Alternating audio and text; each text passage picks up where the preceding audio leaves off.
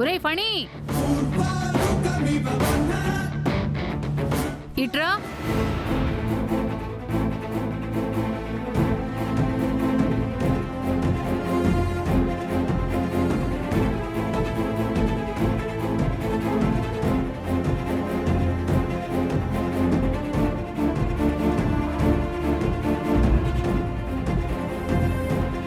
ఏమండి, బావగారు కనిపించారా?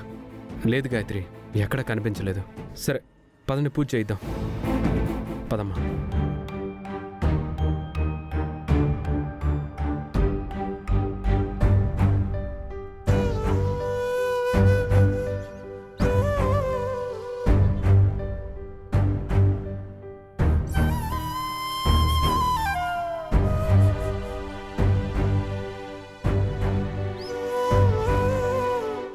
ఏంటండి, సత్య ఇంకా రావట్లేదు?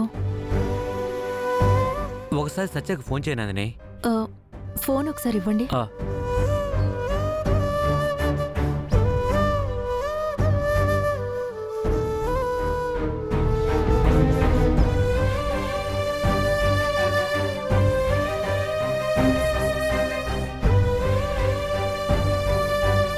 సత్య, ఎక్కడున్నావే?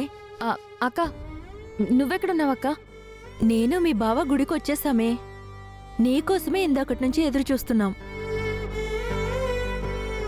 అక్క బావ ఇద్దరు గుడికి వచ్చేసారు. ఈ గుళ్ళో ఎక్కడున్నారో ఏంటో. సత్య, నువ్వెక్కడున్నావు?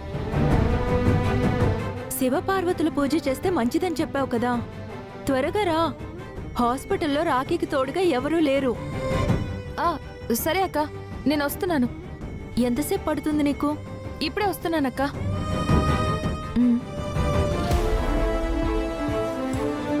నేనున్నది అమ్మవారి గుడి, అక్కడేమో శివపార్వతుల గుడి. అక్క అటువైపు ఉందా? అమ్మా త్రిపుర, అక్కడున్నావేంటి? ఇట్రా. వస్తున్నాను అత్తయ్య.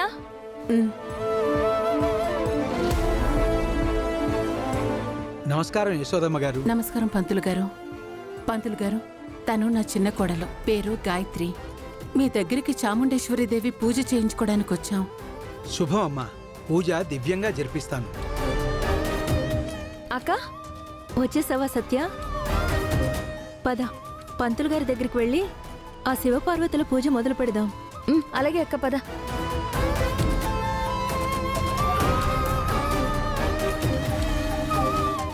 పంతులు గారు,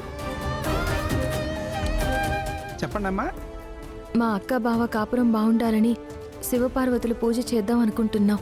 మీరే దగ్గరుండి పూజ మంచిగా జరిపించాలి. అలాగేనమ్మా. శివపార్వతుల పూజ చేసుకుంటే ఆలు మగల మధ్యలో ఉన్న ఏ సమస్యలైనా ఇట్టే తీరిపోతాయి.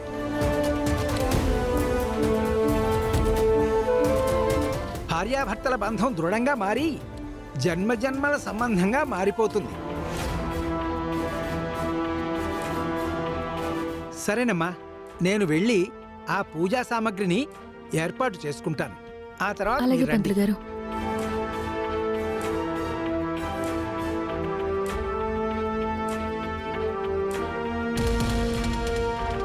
సత్య, ఏంటి టెన్షన్గా ఉన్నావు? నేనా? నేనేం టెన్షన్గా లేనే. నేను మామూలుగానే ఉన్నానక్క. లే సత్య, నువ్వు మామూలుగా ఉంటే ఎలా ఉంటావో మాకు తెలుసు కదా. ఆ, అయ్యో బావగారు అలా ఏమీ లేదు. అక్కడ నాకు చాలా పనుంది. పనులన్నీ ఆపుకుని వచ్చాను కదా. మా ఓనర్ ఏమన్నా అంటారేమోనని చిన్న టెన్షన్గా ఉంది అంతే. కాదే సత్య, ఏంటి నువ్వు చీరలో వచ్చావు?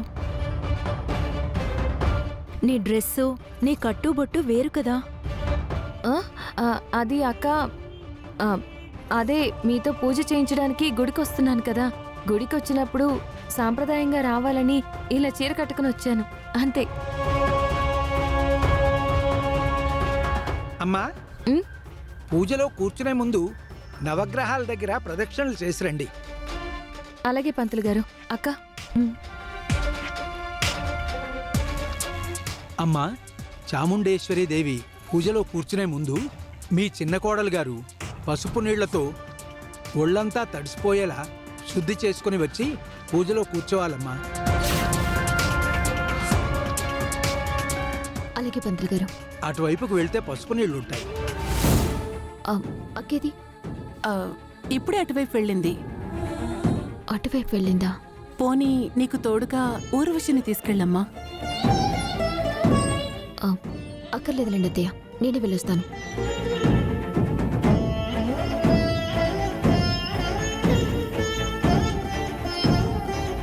ఈరోజు నువ్వు పూజ ఎలా చేస్తావో నేను చూస్తాను గాయత్రి.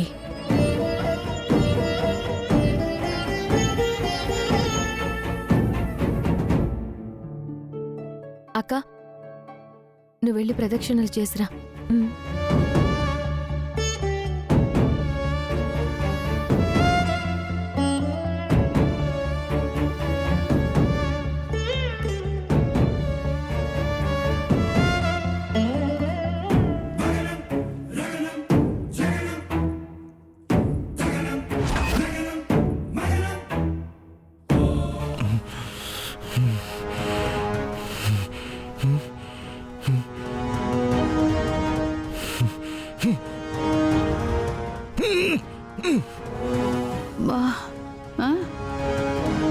ఏంటే నీ కుడి కన్ను అలా అదురుతుంది?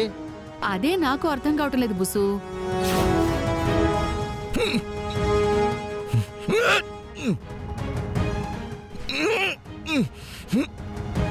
పంతులు గారు, కుడికని అదిరితే ఏం కాదు కదా? అమ్మా, ఆడవాళ్లకి కుడికన్ను అదిరితే ఏదో కీడు జరగబోతోందని సూచన. బుసు, ఇప్పుడు ఏం కీడు జరగబోతోంది?